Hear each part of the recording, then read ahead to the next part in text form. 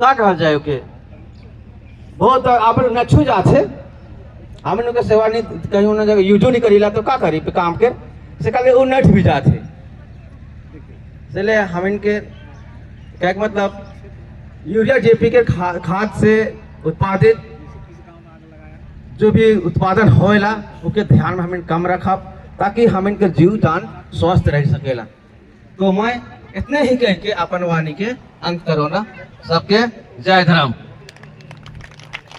के सबसे प्राथमिकता के तौर पे यदि हमरे लेगा तो जंगल अपने आप विकास हो सकेला।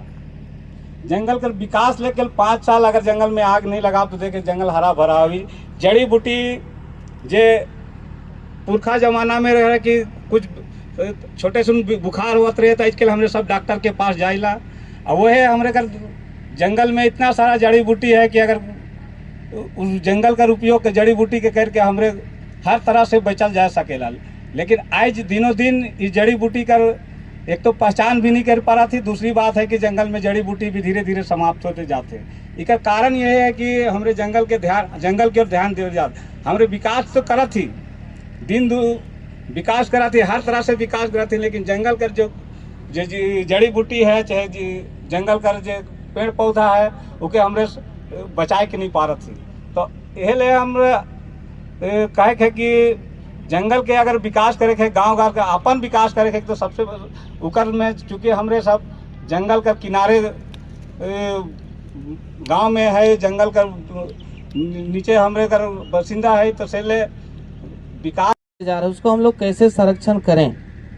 तो आप लोग सबको पता होगा कि जंगल ही एक ऐसा चीज है जो हम लोग को पाल पोस रहा है। भले हम लोग माँ बाप का नाम लेते हैं, जन्म लिए हैं घर में, लेकिन प्रकृति ही का भी एक महत्वपूर्ण रोल है जिसके बदौलत हम लोग अभी जिंदा हैं, ये सबको पता होगा।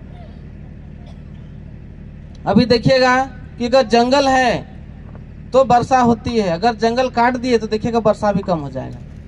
अब पहले क्या होता था आप लोगों को सबको पता होगा कि बहुत पहले बहुत इतना बरसात होता था, अभी देखिएगा बरसात बहुत लेट होता है। इसका कारण भी है कि जंगल कट रहा है, जंगल का कमी होते जा रहा है।